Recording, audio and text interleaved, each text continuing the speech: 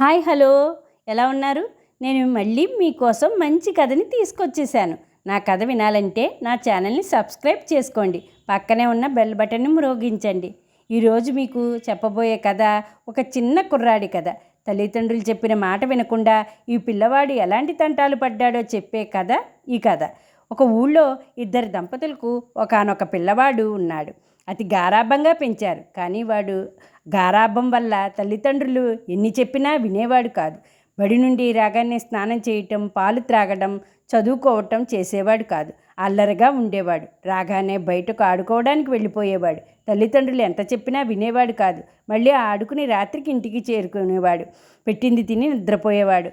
అలానే ఒకరోజు బడి నుండి రాగానే సంచి అరుగు మీద పెట్టి లోపలికి రాకుండా ఆడుకోవడానికి వెళ్ళిపోయాడు. అప్పుడు స్నేహితులు, ఒరేయ్, మనం కొత్త చోటికి వెళ్ళి ఆడుకుందామా అన్నారు. సరేరా, పదండి అన్నాడు. ఒక తోటలోనికి తీసుకుని వెళ్ళారు. అందరూ కలిసి ఆడుకుంటున్నారు.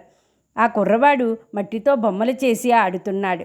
చీకటి పడుతోంది. తోటి పిల్లలు ఇంటికి వెళ్ళాలని ఆ కుర్రవాడితో ఇలా అన్నారు. ఒరేయ్, చీకటి పడుతోంది, ఇంటికి వెళ్దాం రా అని పిలిచారు. ఆ కుర్రవాడు, ఆగండి, కంగారు పడకండి, ఒక్క నిమిషం వచ్చేస్తున్నా అన్నాడు. తోటి పిల్లలు వెళ్ళిపోయారు. చీకటి పడిపోయింది. ఆ కుర్రవాడు ఆడుకోవటం ఆపి చుట్టూ గమనించాడు. ఒక శబ్దం వినపడింది. అప్పుడు కుర్రవాడు చుట్టూ చూశాడు. ఎవ్వరూ లేరు. భయపడ్డాడు. అరిచాడు. ఎక్కడున్నారు అని అరిచాడు. దయచేసి చెప్పండి అన్నాడు. ఎవ్వరూ పలకలేదు. అతడి గుండెలు గుబేల్మన్నాయి. ఏడ్చాడు. అమ్మా, నాన్న అని ఏడుస్తూనే ఉన్నాడు. బాగా చీకటి పడింది. ఒక చెట్టు దగ్గర కూర్చుని ఏడుస్తూనే ఉన్నాడు. తన చెవులకు ఏదో అలికిడి వినపడింది. అదిరిపడ్డాడు. ఎదురుగా పొదల్లో అలికిడి అయింది. భయమేసింది. తన 2 గోళిక్కాయల్లాంటి కళ్ళు కనిపించాయి. వెంటనే భయంతో ఆ చెట్టుని ఎక్కుతూ ఉంటే పొట్టంతా గిరిగిపోయింది. పాపం, చెట్టు ఎక్కడం రాదు కదా, మరి ఎలాగైతేనేమి చెట్టెక్కి కొమ్మ మీద కూర్చున్నాడు. కొంతసేపటికి ఆకాశం మెరవడం మొదలుపెట్టింది. ఇంకా భయం వేసింది.